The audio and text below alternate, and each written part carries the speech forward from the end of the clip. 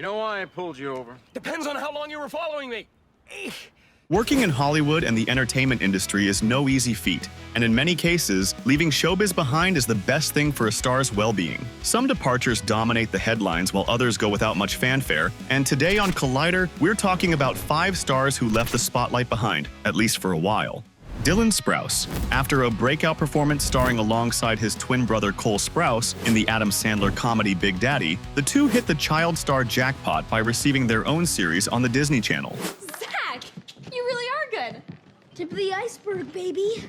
The Sweet Life of Zack and Cody was one of the channel's most popular and successful shows, airing from 2005 to 2008. Immediately following the show's conclusion, a spin-off, The Sweet Life on Deck, was picked up by the channel and lasted until 2011. When the show ended, the Sprouse brothers enrolled in higher education at New York University. Dylan and Cole graduated from NYU in 2015, with Dylan earning a 4-year degree in video game design. You see that sorcerer?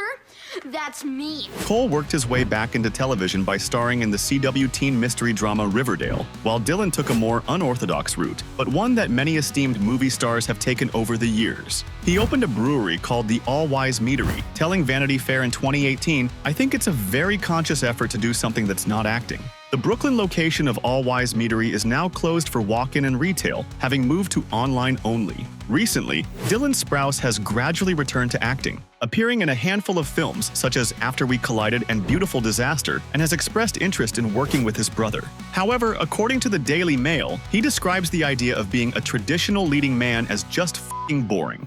Holy hobgoblins, I thought I'd never see you again. Janette Mccarty. Janette Mccarty was one of Nickelodeon's brightest young stars. Wow. They love us. Yeah, more than Pew. A fan favorite with audiences as Sam Puckett in iCarly, she was a mainstay on the channel for years, eventually receiving her own spin-off series, Sam and Cat. Even though it appeared that McCurdy had everything a young star could dream of, her departure from the industry is wholly sympathetic, as she experienced the harrowing dark side of the child acting industry.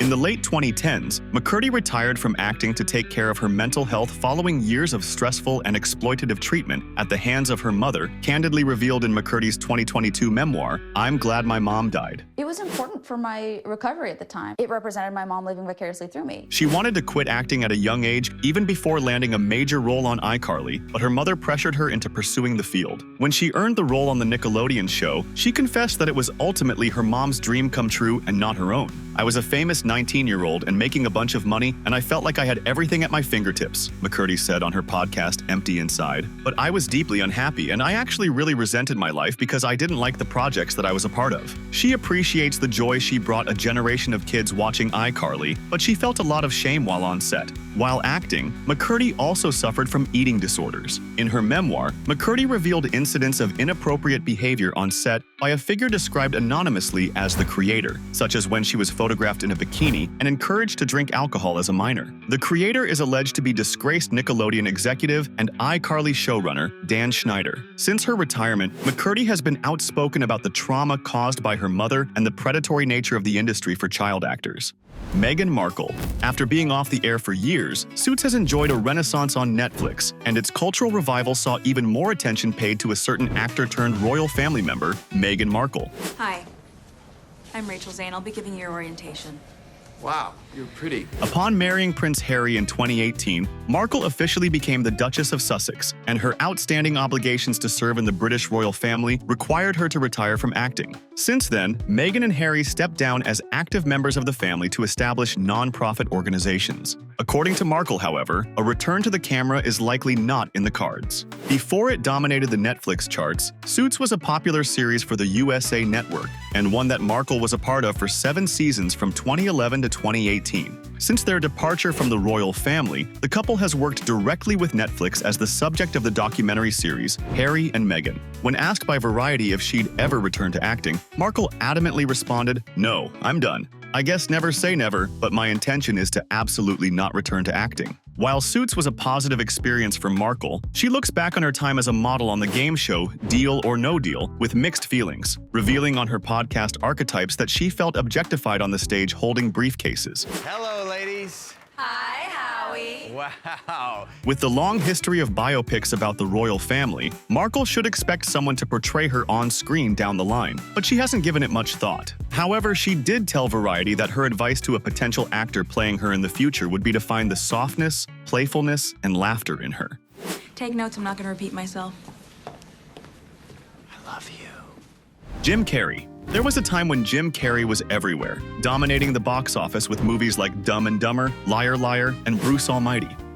And now let's go live to that wacky Bruce Nolan out at Niagara Falls. Hey, wacky Bruce. As he got older and the release of theatrical studio comedies became less consistent in the industry, Carrey was in fewer and fewer movies. While he has provided work for the Sonic the Hedgehog series, Carrey decided to call it quits in 2022 to fulfill his passion for art and spiritualism. Carrey, known for his eccentric characters, has pulled ostentatious stunts in the past, notably in his effort to transform into Andy Kaufman for the biopic Man on the Moon. However, he said he is fairly serious about giving up acting. He is taking an indefinite break, unless, as the bombastic actor told Access Hollywood, the angels bring some sort of script that's written in gold ink that says to me that it's going to be really important for people to see.